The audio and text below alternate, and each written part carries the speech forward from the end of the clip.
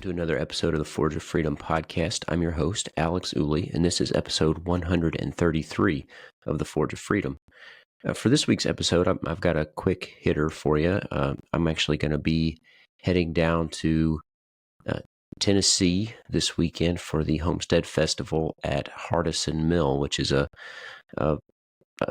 festival for people who have an interest in growing their own food and developing a community of like-minded people about self-reliance and developing a supportive community built on food security and healthy living and developing, sort of a mindset of personal responsibility. So I'm looking forward to that, and will likely bring you an episode with my thoughts about that in the near future.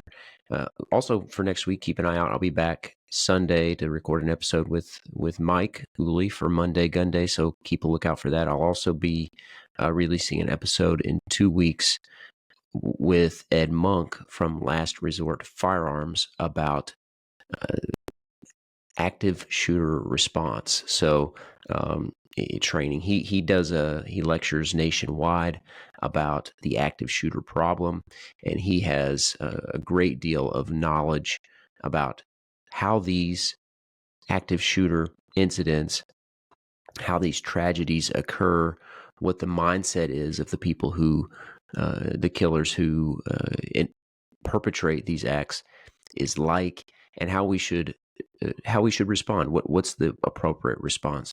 And so I think you'll enjoy that discussion. So keep an eye out for that in a couple of weeks. And then next week, I've also got Soham Patel coming on to talk about the importance of private property to prosperity. So we've got a few episodes I think you'll enjoy, so stay tuned for all of those.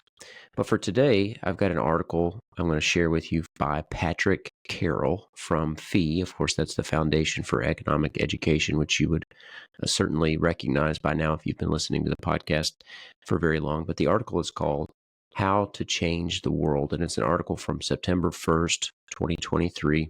And of course, I'll link to this in the show notes. And the subtitle is Lessons for Libertarians on How to Win the Battle of Ideas. So let's get into it. Upon discovering the freedom philosophy, many people feel as though they have discovered the solution to society's problems. And indeed, they have discovered a critical part of it, namely, the rules and social institutions that will lead to human flourishing. But simply possessing these ideas can't be the totality of the solution. If it were, we would have already solved the problem. As it turns out, there's a second problem we need to solve if we are to achieve freedom and prosperity, and this is the problem of persuading the masses.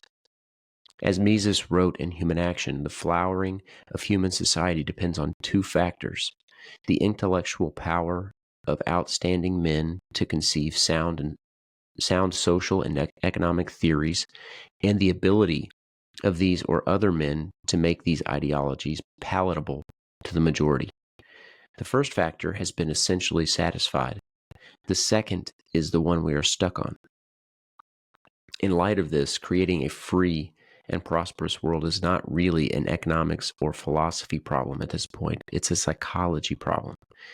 To change the world, the libertarian must have a firm grasp not only of the rules and institutions of a free society, but also of the art of changing people's minds.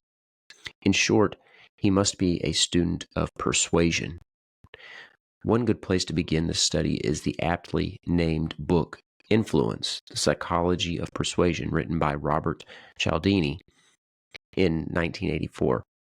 In his famous book, Cialdini outlines 6 key principles of persuasion. They have been summarized as follows. Reciprocity. When we receive something, we feel obliged to give something back. Number 2, consistency. We feel compelled to be consistent with what we've said/done in the past. Number 3, social proof. When we're uncertain how to behave or react, we look to others for answers. 4, liking. We're more likely to agree to someone's request if we know and like him or her. 5. Authority.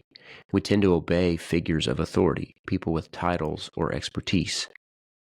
6. Scarcity. We perceive something to be more valuable when it's less available. Though all 6 of these principles would be valuable to study and apply, 2 of them in particular stand out: authority and liking.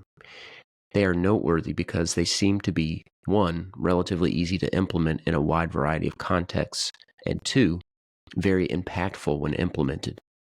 One way of implementing the authority principle is to make an impression with titles and aesthetics.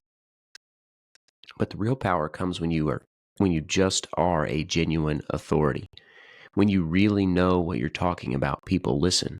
When you have genuine mastery and expertise, people will be far more willing to hear you out and change their minds based on your ideas.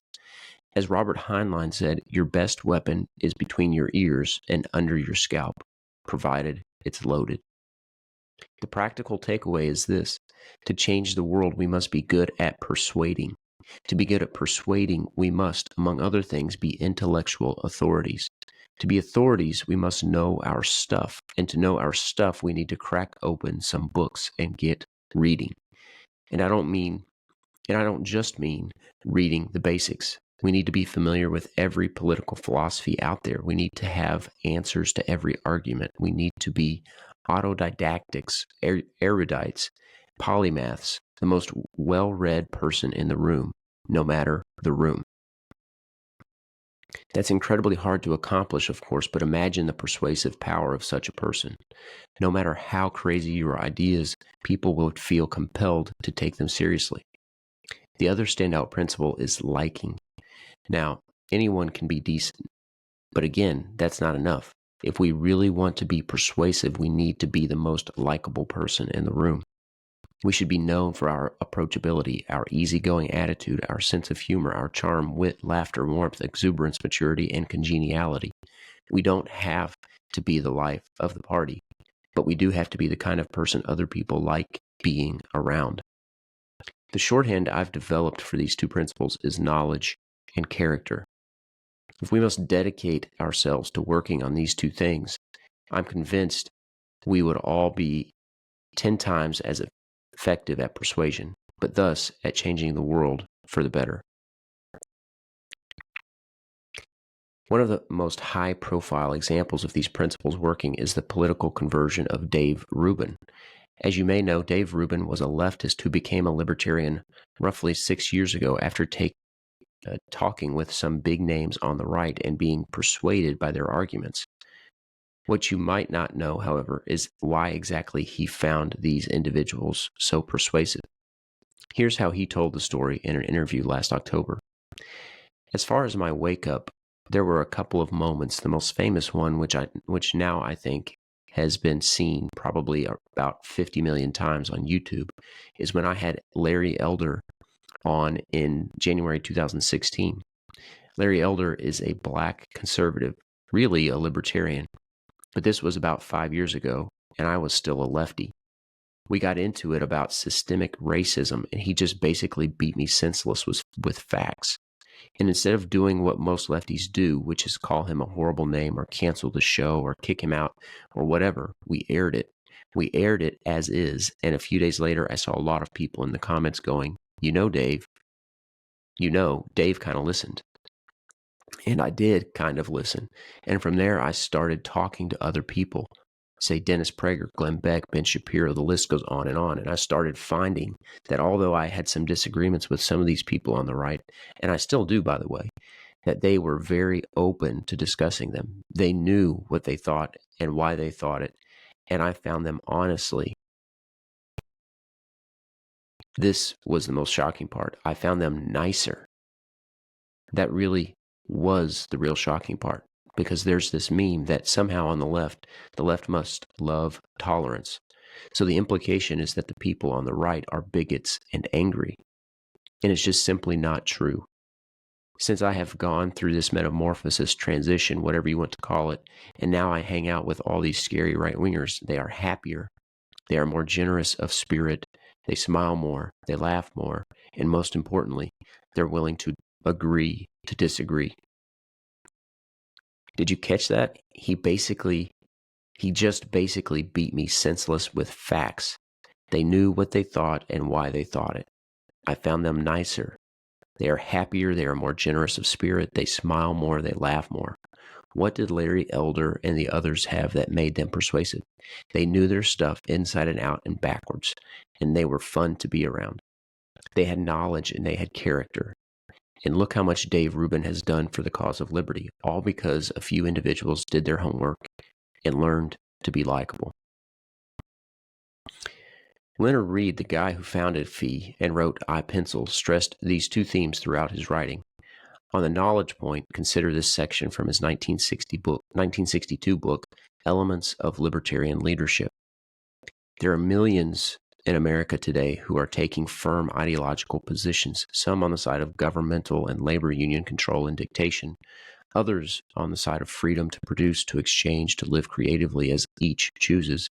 But observe the small number on each side who can do more than assert their position. Only a few can explain with reason and clarity why they believe as they do. This may be consistent behavior for the coercionists, but there is no reason why those of us who believe in freedom should follow their pattern.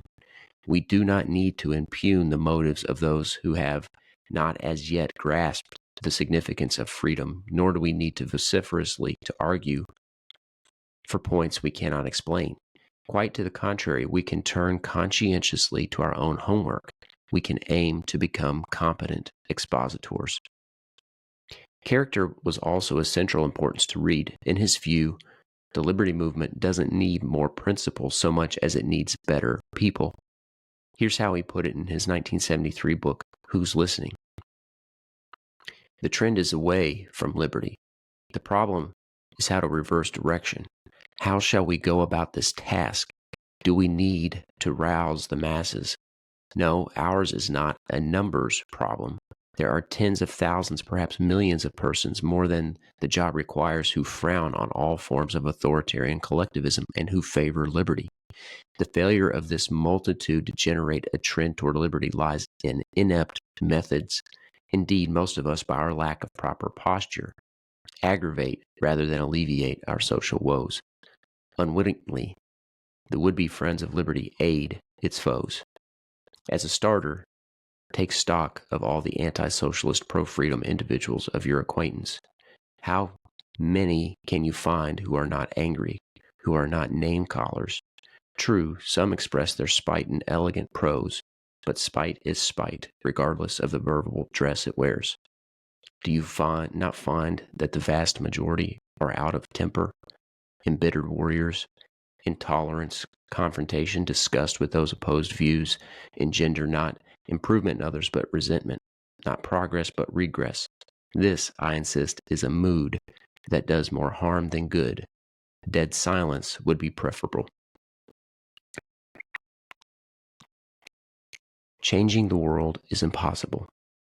But the reason most people don't do it is because, frankly, they aren't willing to put in the work.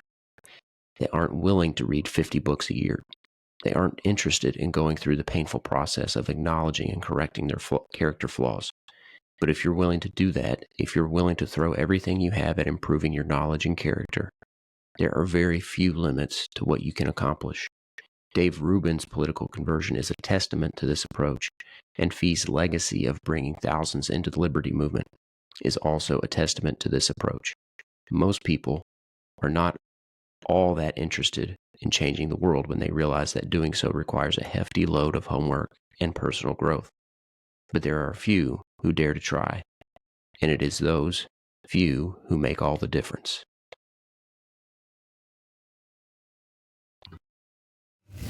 Thanks for listening to this episode of Forge of Freedom. Be sure to subscribe wherever you heard this podcast so you never miss a future episode.